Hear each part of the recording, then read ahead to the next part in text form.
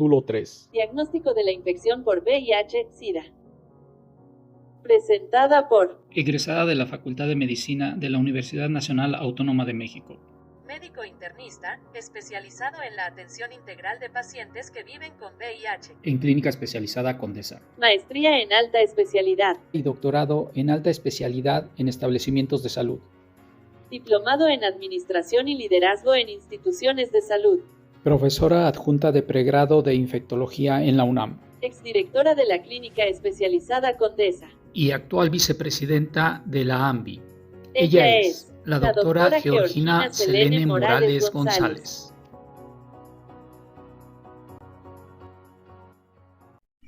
Hola, buenos días. Este módulo forma parte del diplomado que estamos impartiendo actualmente y el tema es diagnóstico de la infección por VIH-Sida y a continuación voy a explicarles el temario. Vamos a hablar acerca de las pruebas diagnósticas de infección por VIH-Sida y periodos de ventana de estas pruebas de laboratorio, sobre los ELISAs de cuarta generación, la utilidad del Western blot, la utilidad de los niveles del linfocito CD4 y la carga viral, por último los estadios de FIVIC, y también voy a hablarles un poquito del automonitoreo, que muchos de ustedes ya saben que es algo que viene a futuro para promover el diagnóstico oportuno en pacientes que viven con VIH. Entonces, ahora sí, en cuanto al progreso del diagnóstico de VIH, va a variar por región. Todos ya saben que en ciertas zonas del mundo tenemos un retraso en el diagnóstico, eso incluye América Latina y evidentemente nuestro país. En 2020, el 84% de las personas que vivían con VIH conocían su estado serológico, el cual ya es un número pues bastante significativo a diferencia de años previos. La diferencia en el conocimiento sí va a depender de la zona geográfica donde se encuentren. Si se fijan, donde vemos un retraso o el conocimiento más importante van a ser en Oriente Medio y África del Norte, comparado con otras zonas como Europa, ¿no? Entonces, las tasas más bajas de infecciones por VIH no diagnosticadas se encuentran sobre todo en África Oriental y en Meridional y Europa Occidental y Central, así como en América del Norte. Eso nos incluye a nosotros. Ahora, si ustedes se fijan en la gráfica que les pongo ahí, el proceso de diagnóstico de VIH en México es muy parecido a estas zonas, o por lo menos Latinoamérica. Sobre todo, seguimos teniendo un retraso tardío en infecciones avanzadas. Ahora, la disparidad en conocer el diagnóstico en cuanto a las personas que viven con VIH sigue siendo muy importante. Estos datos que les presento son de la CDC, son de Estados Unidos, pero si se fijan todavía la distribución de las nuevas infecciones ya no solamente es en pacientes que tienen sexo con hombres, sino también en población en general. Eso incluye personas que no necesariamente tienen esta orientación sexual. También incluimos trabajadores sexuales, ¿no? Personas que utilizan drogas intravenosas, y si se fijan también la disparidad en conocer el diagnóstico dentro de las diferentes grupos etarios también ha ido cambiando. Ya antes se sabía que en las poblaciones adultos mayores era mucho menos común que conocieran su diagnóstico y parece ser que eso ya está cambiando. Ahora, ¿qué barreras hay para el diagnóstico de VIH? La principal, pues el estigma. También esto lo único que hace es exacerbar la probabilidad de que los pacientes no acudan a realizarse una prueba, y esto se incrementa de acuerdo a la raza, la etnia, la sexualidad, el sexo y la clase social.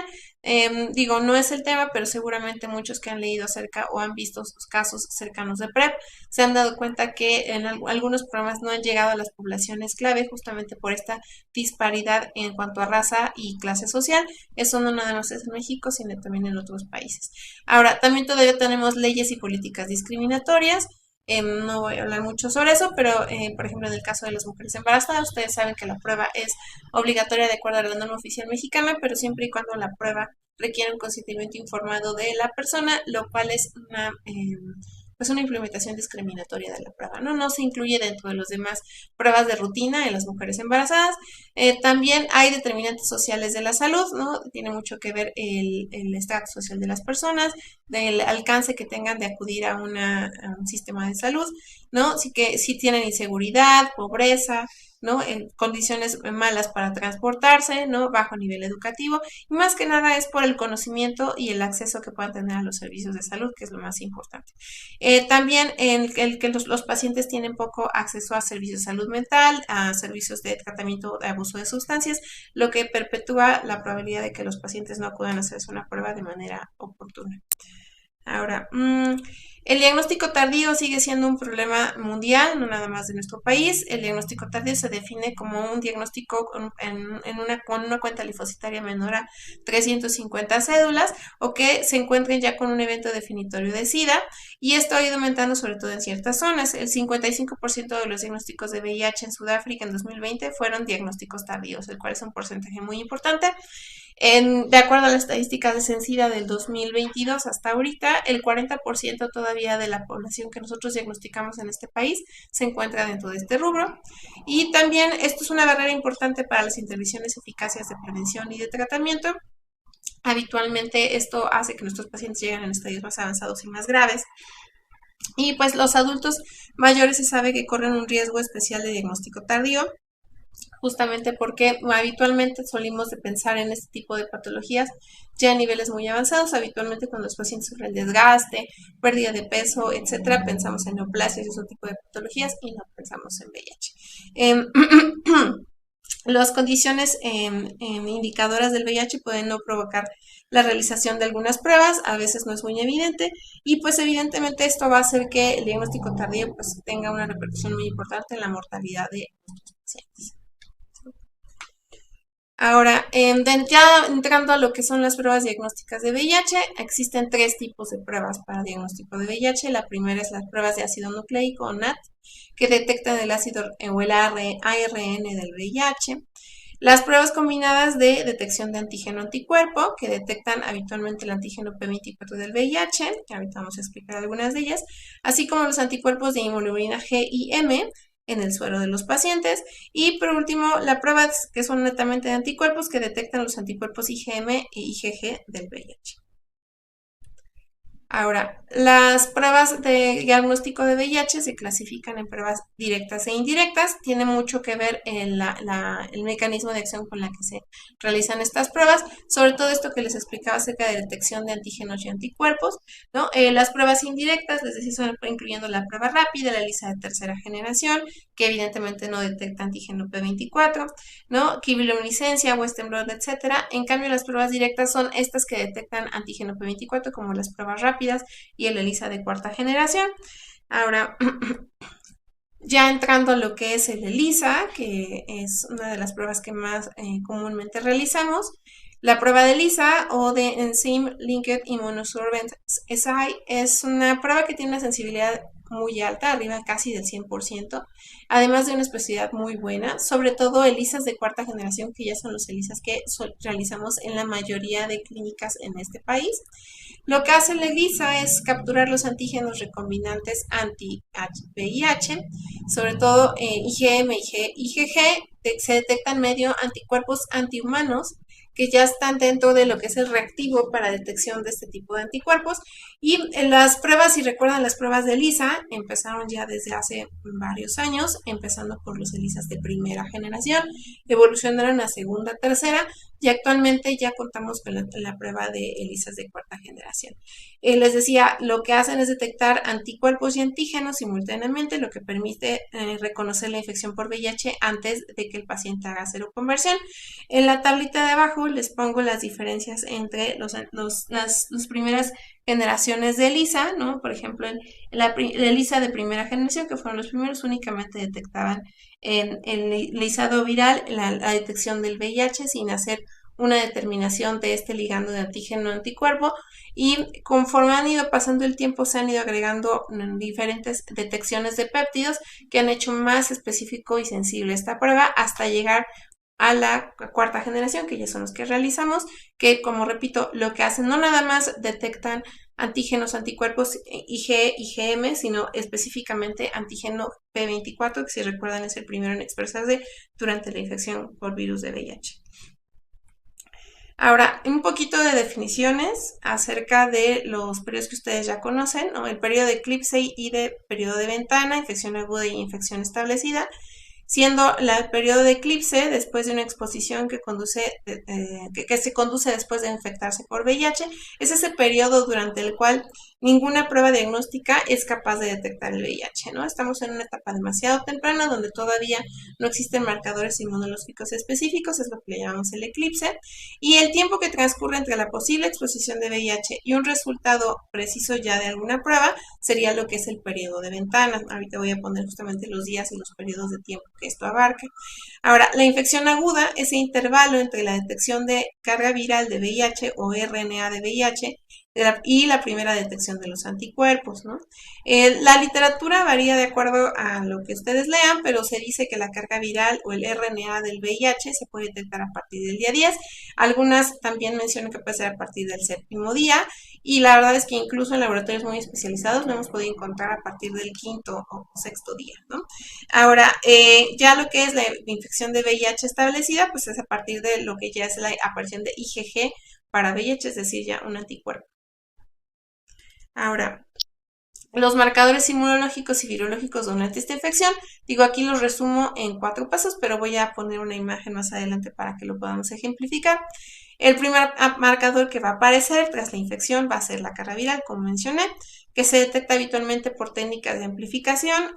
Eso puede ser entre 10 a 12 días, pero les decía, puede ser incluso hasta 7 o 5 o 6 días, hemos encontrado en algunos laboratorios. Al mismo tiempo de que aparece la carga viral o el RNA del VIH, el DNA, aparece el DNA integrado al genoma celular, que le llamamos ADN proviral, ¿no? Después aparece lo que es el antígeno P24, que es, digamos, al día 11 o 13 días, y se puede detectar incluso hasta por mes y medio este antígeno. Y después empiezan a aparecer ya los anticuerpos a las 3 o 4 semanas, ya cuando termina el periodo de ventana, con una media de 22 días, y van apareciendo incluso hasta una máxima de 10 a 12 semanas. Ahora, cuando aparecen los anticuerpos, esta última etapa, van a ir disminuyendo los niveles de viremia y va a desaparecer el antígeno P24 como consecuencia de la formación de inmunocomplejos. Entonces, es importante justamente porque eso puede ayudarnos a hacer un diagnóstico más certero. Entonces, aquí justamente está ejemplificado en una tabla, bueno, una gráfica, perdón. Básicamente lo primero que aparece, les decía yo, es la carga viral para VIH, posteriormente el antígeno P24, que ya es detectado por una ELISA de 4ª generación, y por último ya empiezan a aparecer los anticuerpos que eventualmente van a volver positivo una prueba confirmatoria como una prueba de Western blot. ¿Sí? El 97% de los infectados va a producir anticuerpos detectables 3 meses después de la infección, quedando un pequeño porcentaje de infectados que requerirá de 6 meses para producir una cantidad de anticuerpos detectables, ¿no? Entonces, es un porcentaje que tal vez se ve elevado, pero hay que pensar más que nada en los que no están incluidos en este porcentaje, que si lo ponemos exponencialmente, sí es una población bastante grande.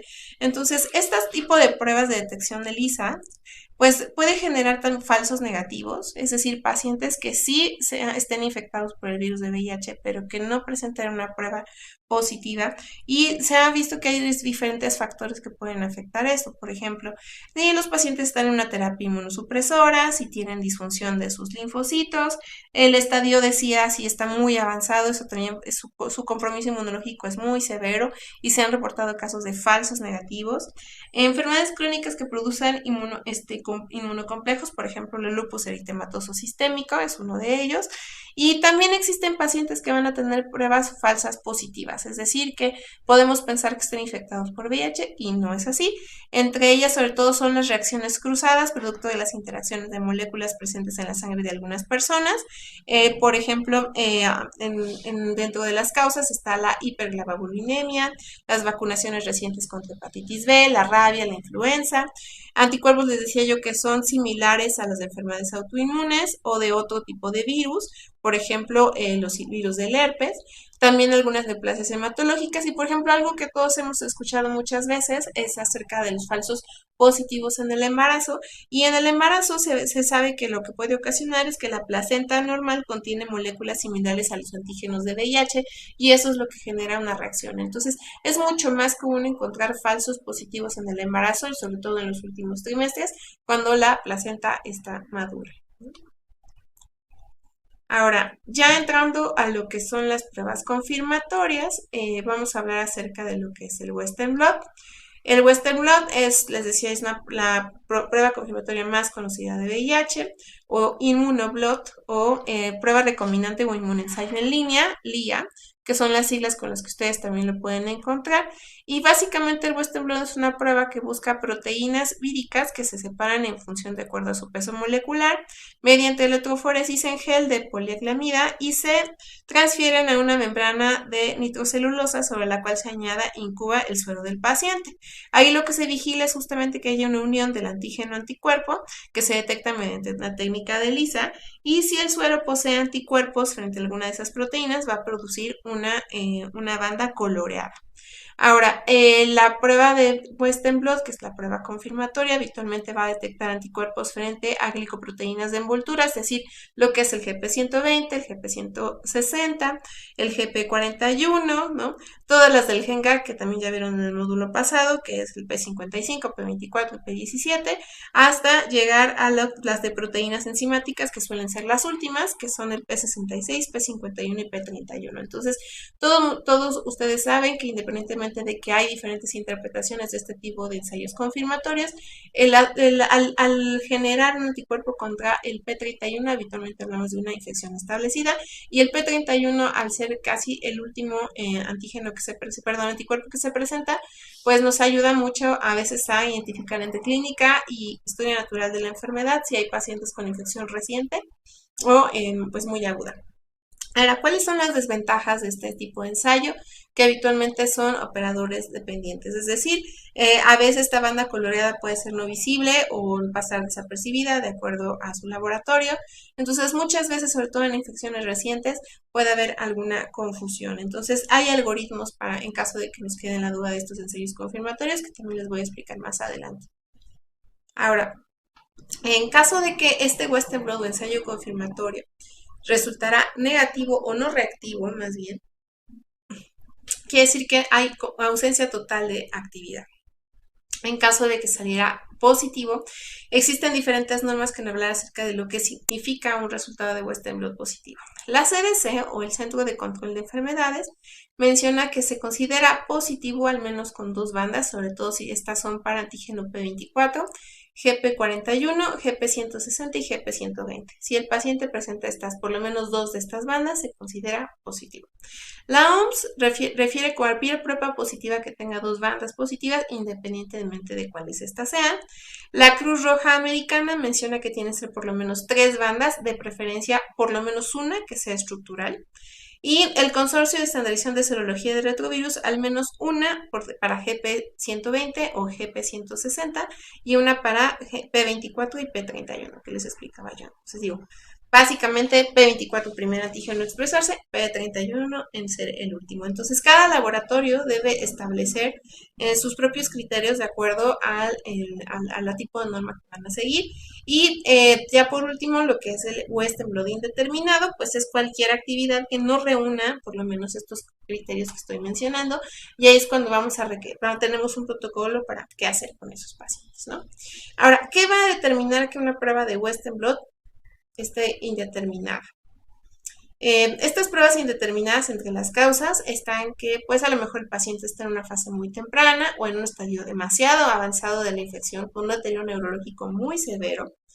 La otra es que haya una presencia de inmunocomplejos que pueden reducir los anticuerpos circulantes, les decía yo, por ejemplo, las enfermedades autoinmunes como el lupus eritematoso sistémico. Recién nacidos de una madre que vive con VIH, también si la prueba fue realizada de manera muy temprana, sobre todo en los primeros 3 meses, saben que todavía hay transferencia de estos inmunocomplejos. Sueros hemolizados o inactivados por calor también nos pueden dar una prueba indeterminada de Western blot. A pacientes que tengan factor reumatoide positivo, que tengan bilirrubinas demasiado elevadas, reacciones cruzadas con otro tipo de retrovirus, ¿no? Sueros de pacientes infectados con el subtipo tipo B o con hipergamaglobulinemia, como expliqué al principio, lo mismo que a los ELISAs reactivos. Si los pacientes están multitransfundidos, ¿no? Por esto de que la sangre a veces no es 100% segura, y pues algunas situaciones como las ya más extrañas como la gamopatía policlonal y lupus, ¿no? Que digo ya es lo menos común. Ahora, ¿Qué hacer en caso de que tengamos una prueba de Western blot indeterminada? La CDC recomienda el seguimiento a los 6 meses de todos los Western blot indeterminados.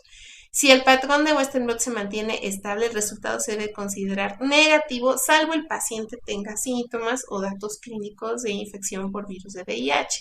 Entonces, básicamente son estas 4 acciones a realizar. Bueno, uno es evaluar si la clínica del paciente, los síntomas del paciente, las prácticas de riesgo, ¿no? Y la posibilidad de que esté en una infección muy reciente por VIH y que esto nos está dando un Western blot indeterminado.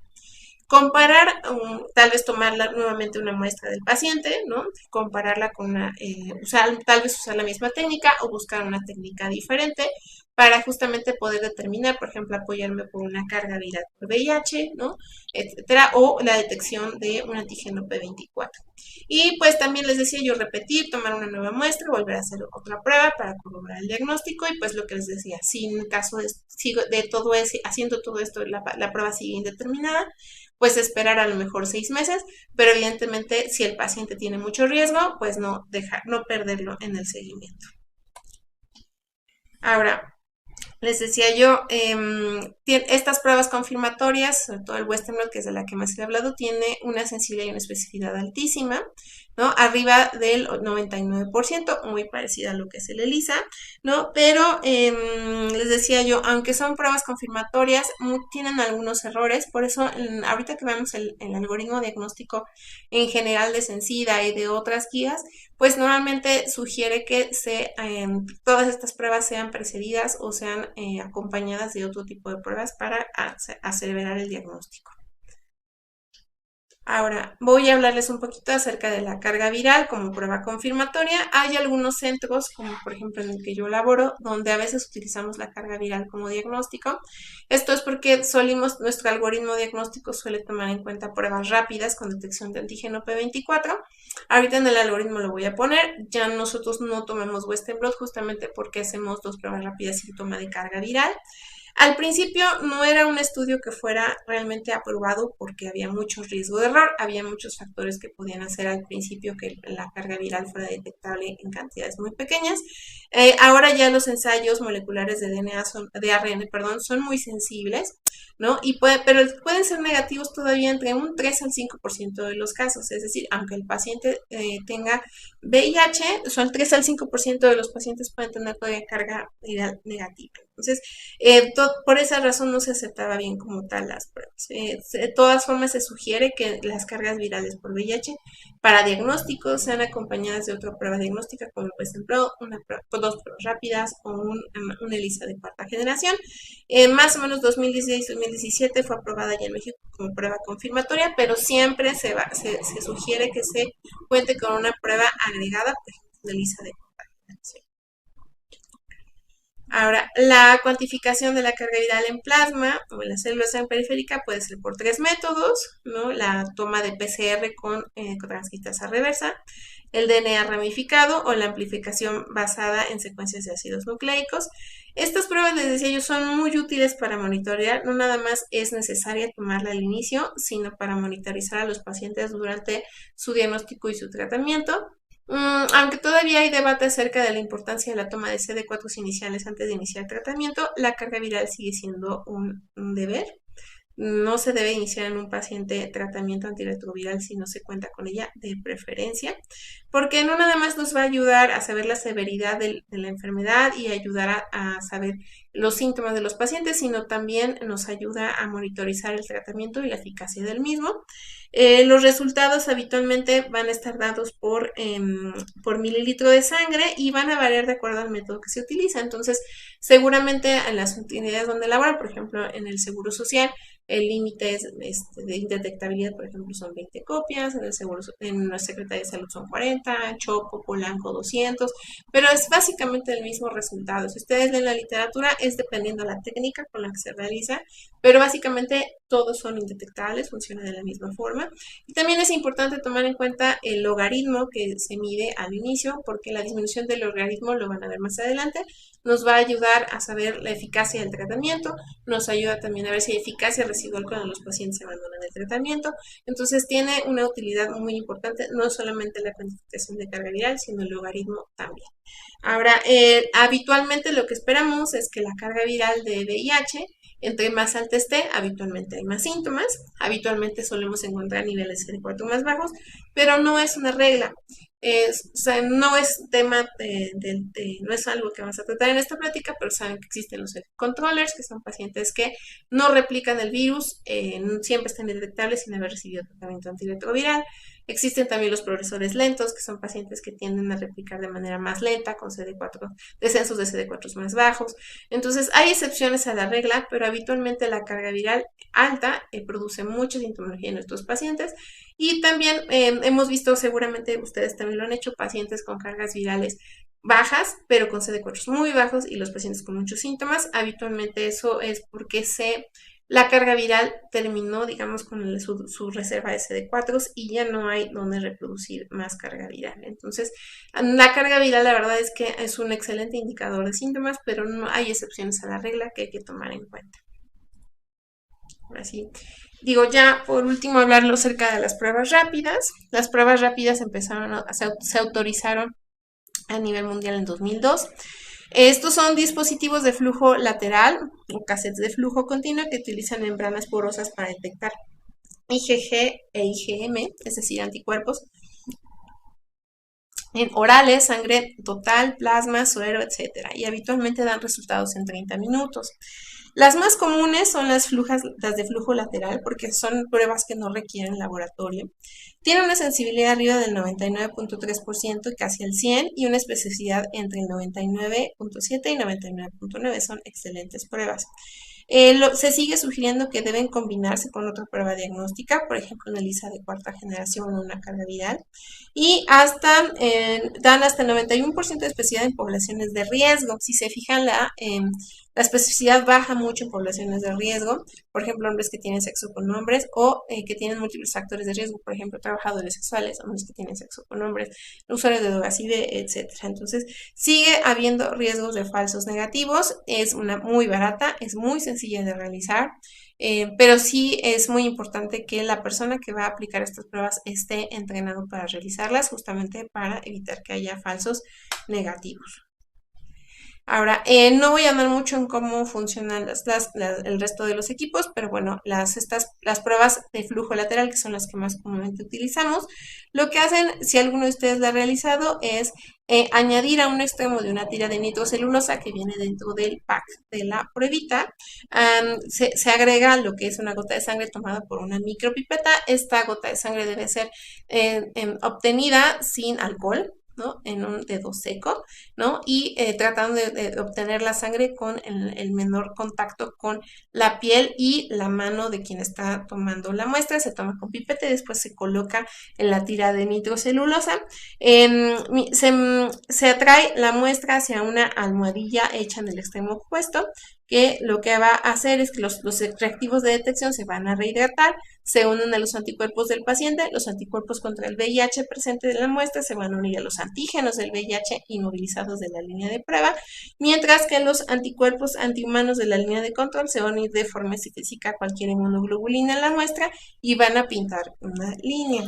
Estas pruebas habitualmente dan un resultado final a los 30 minutos. Les decía, no necesita ser aplicada por personal médico, pero por lo menos sí un personal entrenado. Y pues el porcentaje de efectividad de estas pruebas es muy alto. Y en este cuadrito les estoy poniendo un ejemplo acerca de la mayoría de las pruebas. Estoy hablando de los ELISAs de cuarta generación, de las cargas virales, ¿no? Las pruebas de sensibilidad, etc. Y pues si se fijan, el porcentaje va a ir incrementando de acuerdo a los días. en que tomemos esta muestra. El 75 y 99% de los resultados habitualmente están ya pasando las 4 semanas. Si ustedes observan en la extrema derecha de la tablita, entonces pasando el periodo de ventana de las 4 semanas, la mayoría de las pruebas de detección ya tienen ya detectan pacientes hasta en un 95%. Y las pruebas rápidas orales, que a lo mejor muchos de ustedes las han conocido, que los pacientes les han mencionado, en México no están tan comercializadas. La verdad es que seguimos recomendando a los pacientes que se hagan la prueba rápida en lugares en la República que sean en sangre, pero las pruebas orales de VIH también se ha observado una alta sensibilidad y eficacia, aunque se sigue recomendando, es casi como las pruebas de embarazo, que se confirmen con otra prueba de VIH. Ahora, en cuanto a la población de linfocitos CD4, los linfocitos T humanos, ya saben, se pueden dividir en células que proporcionan ayuda a otras células inmobiliarias y que medían la citotoxicidad celular, es decir, CD4 o CD8. Los linfocitos T auxiliares van a expresar el determinante del grupo 4, abreviado como CD4, mientras que los linfocitos citotóxicos van a expresar el determinante del grupo 8, por eso son CD8 o citotóxicos, y son miembros de la superfamilia de las inmunoglobulinas y medían la adhesión con las moléculas del complejo mayor de histocompatibilidad de clase 2 y de clase 1, respectivamente. Ahora, lo que van a hacer es amplificar las señales de estimulación a través de receptores y células, y pues básicamente yo creo que ustedes le han explicado a sus pacientes, los CD4 son como nuestros soldados que guían la respuesta inmune, y los CD8 son como sus soldados secundarios que le van a ayudar a hacer esta respuesta. Entonces, la importancia de los CD4 radica no nada más en la detección de enfermedades oportunistas, ¿no?, que también van a hablar un poquito más acerca en el siguiente módulo, pero los CD4, al ser quienes van a mediar, o los helpers que van a ayudar la respuesta inmune, habitualmente su conteo o su número sí son de vital importancia. Menos de 200 CD4 recuerdan la enfermedad definitoria de SIDA, pero también sabemos que de acuerdo al conteo de CD4 podemos saber qué riesgo tiene el paciente de tener enfermedades oportunistas. Ahora, los CD4 ha habido un debate en los últimos años acerca de si es o no importante realizarse durante el diagnóstico de VIH antes de iniciar tratamiento, y esto es porque el conteo de CD4 en realidad no va a impactar en la elección del tratamiento, a diferencia de otros marcadores. El conteo de CD4 no va a inferir el escoger un tratamiento u otro. Entonces, ya hay un debate acerca del uso de estos CD4. Sin embargo, estoy hablándoles de estudios clínicos en pacientes de primer mundo, donde la mayoría del diagnóstico es temprano, no es tardío. Al principio de la plática les hablé que en la mayoría de los países todavía estamos haciendo un diagnóstico con menos de 200 CD4 por lo menos, aquí en nuestro país. Entonces, los CD4 tienen una utilidad vital para poder identificar pacientes con enfermedad tardía y poder identificar y prevenir enfermedades oportunistas de este tipo de poblaciones. Entonces, los CD4 siguen siendo todavía obligatorios en el inicio de tratamiento, y este conteo de CD4 no nada más es importante conocer el porcentaje de activación y el número total de CD4, sino también este índice de CD4 y CD8, que se calcula dividiendo el número de células CD4 por el número de células CD8. Este índice suele ser superior a 1 en individuos inmunocompetentes. Cuando está disminuido menor a 1, estamos hablando de inmunosenescencia del virus, que lo que produce el virus, y habitualmente cuando se pierde, esto refleja el aumento del número de células más CD8 que CD4 y el agotamiento de los CD4 en la infección crónica. Por lo tanto, esta proporción suele aumentar cuando les iniciamos tratamiento antirretroviral a los pacientes, y cuando este índice está bajo, está asociado no nada más a envejecimiento prematuro, sino también a aparición de neoplasias, por ejemplo, linfoma, cáncer de pulmón, no nada más neoplasias asociadas a SIDA, como el linfoma no-Hodgkin, sarcoma de Kaposi, cáncer de recto, cáncer cervicuterino, sino a neoplasias no asociadas a SIDA, como cáncer de pulmón, cáncer de páncreas y cáncer de hígado. Entonces, les comentaba yo, hay estudios que demuestran que el índice de CD4 y CD8, ¿no? Sobre todo en el estudio ACCORD, que todos conocen seguramente, este estudio permitió comparar los datos de casi 83.693 personas con VIH, que una mediana de 43 años y por 20 años, y entre ellas se diagnosticaron casi 5.628 casos de cáncer, incluyendo 755 casos de cánceres no asociados a SIDA, es decir, cáncer de pulmón, cáncer, y neoplasias asociadas a SIDA como el no-Hodgkin, sarcoma de Kaposi, etc. Y lo que se dieron cuenta es que al analizar los datos de estos investigadores hallaron que las personas cuyo coeficiente de CD4 estaba disminuido, y es decir, afuera de lo normal, es decir, menor a 1, presentaban un 24% de probabilidad superior de ser diagnosticados con algún tipo de cáncer. Inclusive el cáncer anal se duplicaba al doble la probabilidad de que las personas sufrieran de este tipo de patologías. Entonces, se comprobó justamente que este índice no nada más tiene que ver con el envejecimiento prematuro, sino también por la aparición de ciertas neoplasias asociadas o no a VIH. Ahora, ¿qué hace el VIH sobre las células o anticuerpos, linfocitos CD4? Pues evidentemente va a haber una depresión muy severa de su conteo total en el tejido linfoide, sobre todo del intestino, que es habitualmente donde entra primeramente el virus, lo que es las placas de Peyer, y por lo tanto va a haber también una reducción significativa en la sangre periférica.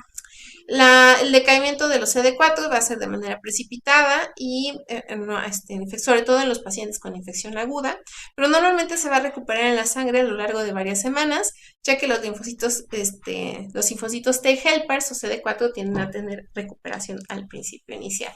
Ahora, hay estudios en hombres que tienen sexo con hombre que muestran que la media de CD4 antes de la seroconversión es aproximadamente de 1000 células, y este recuento de CD4 va a disminuir a una media de 780 células a los 6 meses después de la seroconversión y 670 al año de seguimiento.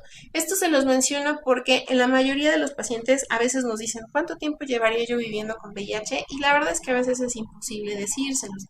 Lo que sí sabemos es que hay información acerca de que el virus tiende a disminuir los CD4 de manera muy lenta.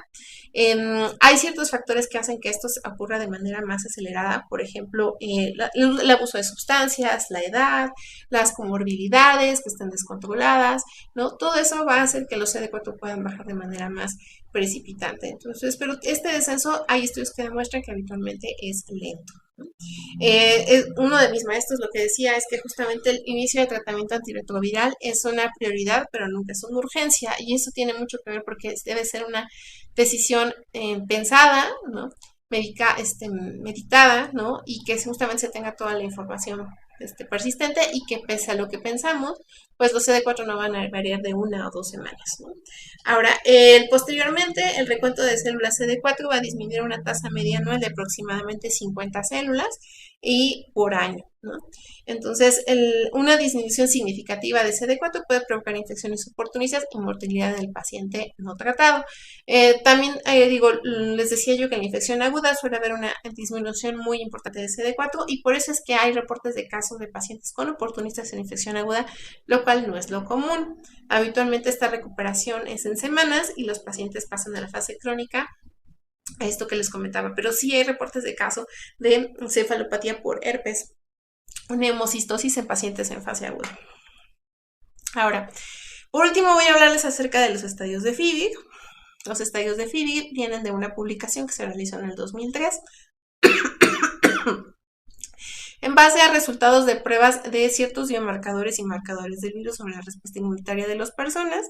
Y les decía, eso en honor a la primera autora de este estudio que salió en el 2003, y puede servir como una especie de taquigrafía para los investigadores médicos y personal de laboratorio que estudian el VIH, justamente para saber desde dónde empiezan las infecciones tempranas y ya el establecimiento de la infección crónica por VIH.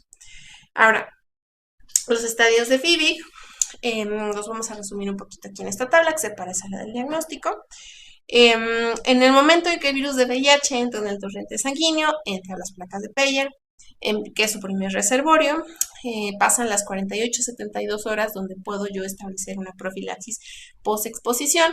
El virus, al entrar a las placas de Peyer, empieza su viaje hacia el resto de los reservorios en los diferentes órganos del cuerpo, y cuando yo puedo establecer a los pocos días la carga viral o el DNA, es decir, entre los 10 o 12 días, lo que les mencioné, incluso dependiendo de la literatura hasta 7, es lo que le llamamos el FIVIC-1.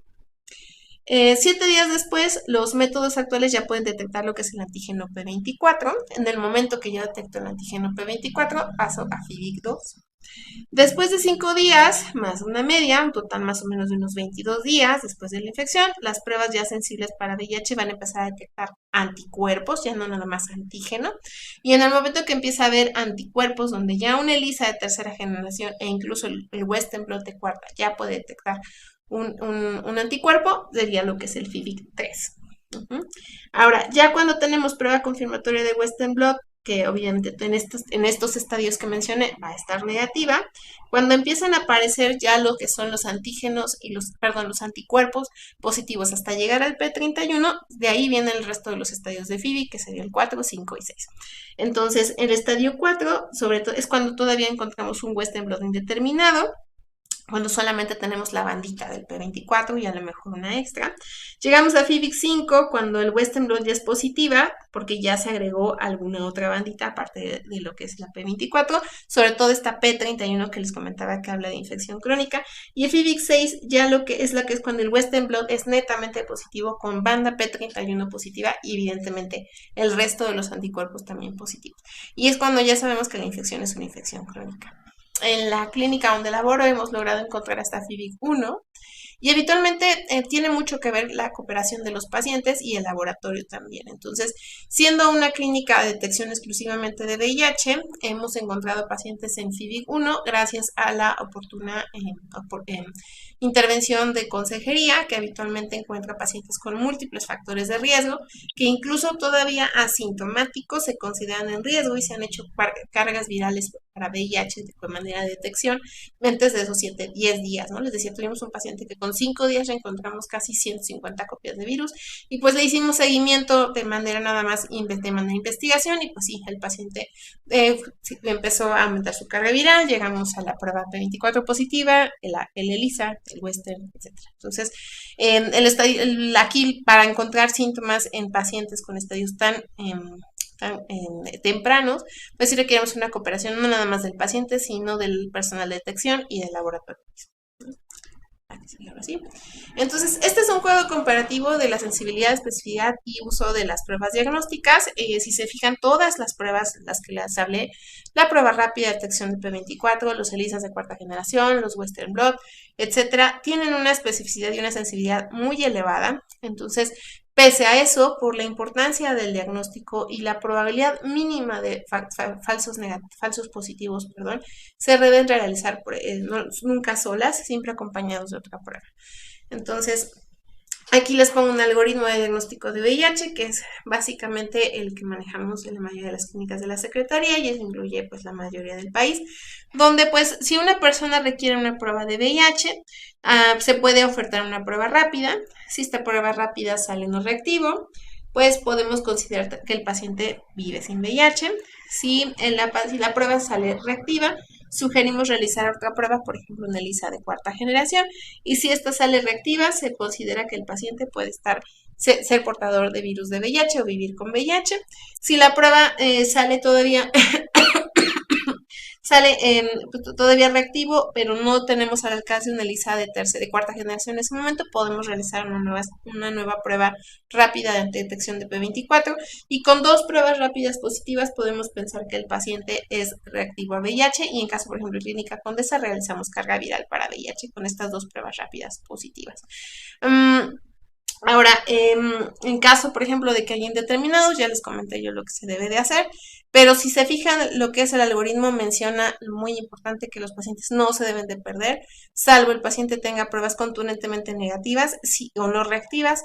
Si esto no ocurre, no se deben de perder el seguimiento, justamente conocer la historia natural de la enfermedad para repetir las pruebas en el momento oportuno.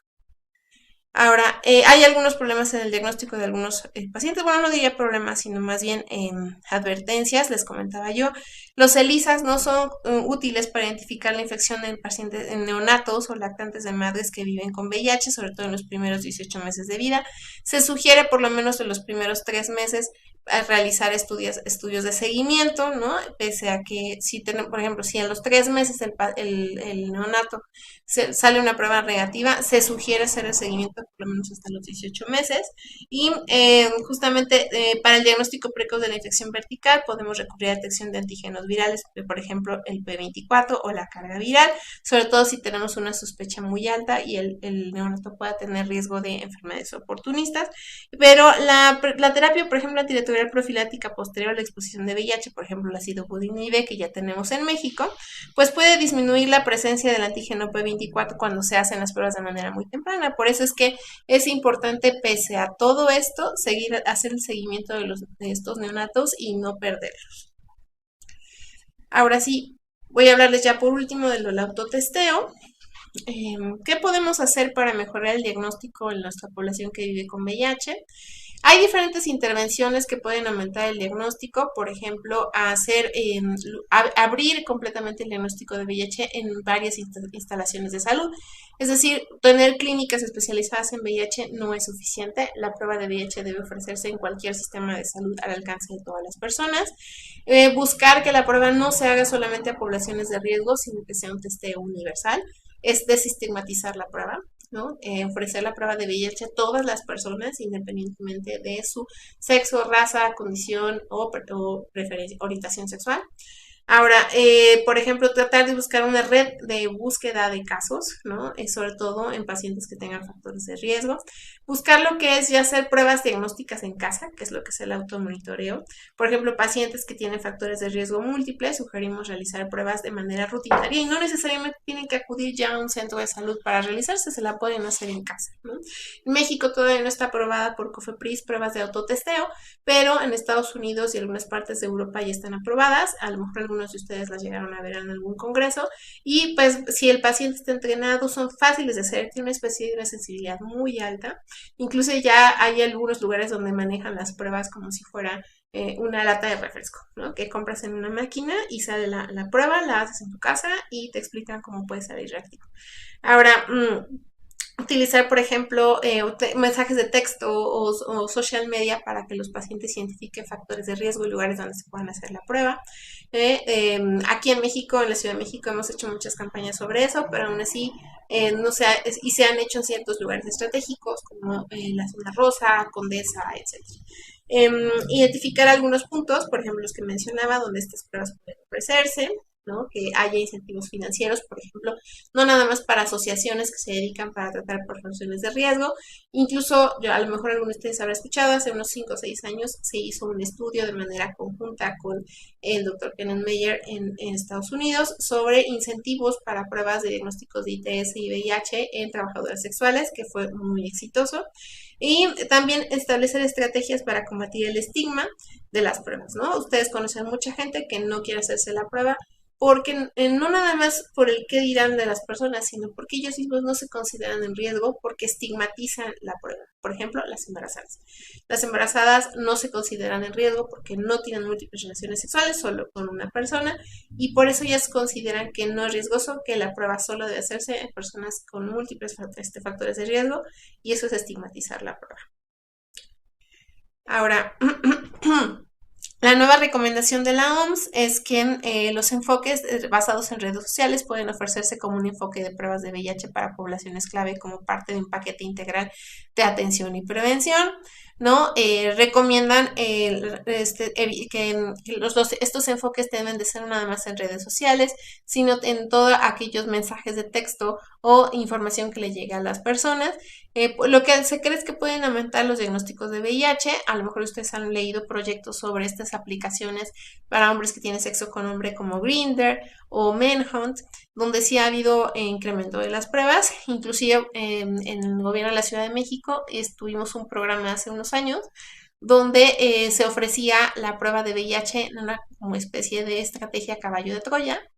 Las mujeres embarazadas en el metro se les ofrecía un paquete natal o prenatal, donde se incluían pruebas básicas como biometría hemática, química sanguínea, electrolitos de manera gratuita, y dentro de los estudios se incluía prueba de VIH. Entonces, tal vez la prueba de VIH sola no era muy aceptable por estas mujeres embarazadas, pero al metérselas como en un paquete, las mujeres realizaban la prueba y con eso pudimos encontrar casi 40 embarazadas en un año. Entonces, este tipo de detecciones deben de ser encaminadas a ciertas poblaciones, no nada más a mujeres embarazadas, pero sí buscar ya no nada más las poblaciones con factores de riesgo, sino las que no los tienen, ¿no? Ahora, también utilizar, buscar que se puedan utilizar los recursos de la manera más óptima posible, ¿no? Y justamente buscar qué consecuencias tendría el uso de estas pruebas en personas que a lo mejor no tienen tanta información al respecto, pero que les interesa saber un poco más de VIH. Entonces, ahora hablando del autodiagnóstico, se puede ofrecer no nada más, les decía yo, en los centros de salud. Sí se sigue recomendando que aunque las pruebas se hagan de monitoreo en casa como un autotesteo, pues los pacientes tengan la información suficiente para acudir a un centro para la confirmación y el seguimiento. Entonces, es importante establecer redes de comunicación entre las diferentes, incluso asociaciones o zonas, para que las personas no pierdan el seguimiento. Ahora,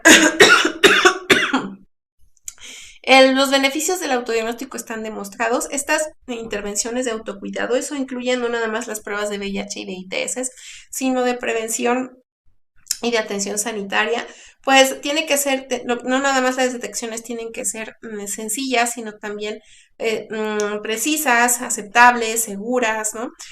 Muy bien informadas, son decisiones muy bien informadas, y eso se cree que va a producir un acceso mejor al diagnóstico, más amigable a los servicios de atención de VIH y de infecciones de transmisión sexual.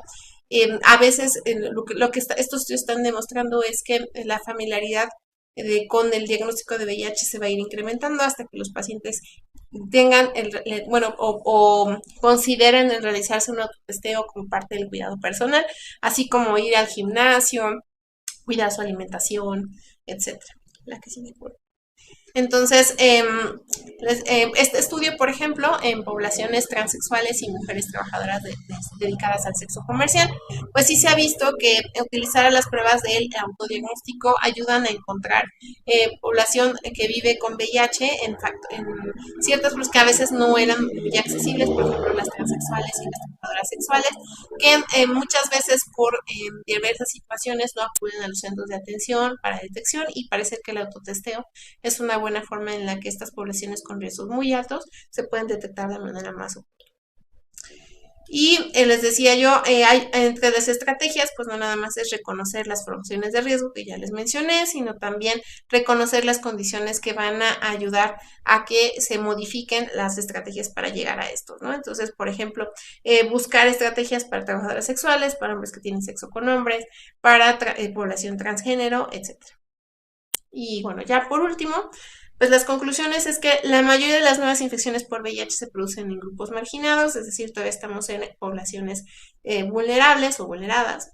Los pacientes más jóvenes tienen menos probabilidad de conocer su estado serológico respecto al VIH. Muchas intervenciones pueden hacer que los pacientes tengan más conciencia de realizarse pruebas de VIH, que se deben de promover las pruebas universales, que se debe de hacer difusión estratégica, utilizar pruebas de diagnóstico rápido, seguras, sencillas, ¿no? Y confiables.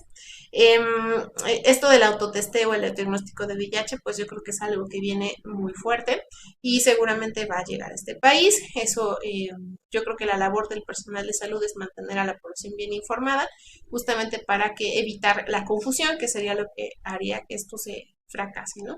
Y básicamente digo, la importancia de estas pruebas diagnósticas pues es que nos quede muy claro acerca de que una, nunca es suficiente; dos, que siempre puede haber falsos positivos y falsos negativos; y tres, esta sugerencia que les hablé acerca de cuando queda en duda o indeterminado repetir la prueba, yo creo que es lo mejor que se puede hacer, sobre todo en pacientes que ustedes consideren que tienen factores de riesgo alto, no se deben de perder el seguimiento. Entonces, pues con esto concluyo mi plática.